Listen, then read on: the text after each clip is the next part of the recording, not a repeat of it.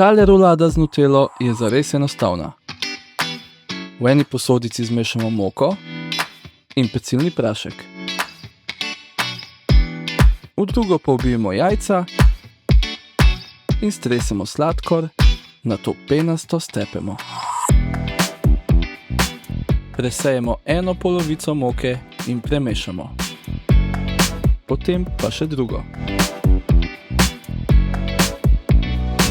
Zmes vlijemo na pekač in jo enakomerno razmažemo.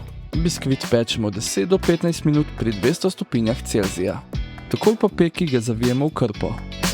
Ko se ohladi, ga odvijemo in odrežemo roba. Dobro ga namočimo z mlekom. Po njem nabrizgamo segreto nutelo in jo razmažemo. Rulado tesno zvijemo in zavijemo v folijo ter postavimo v hladilnik. Dober tek!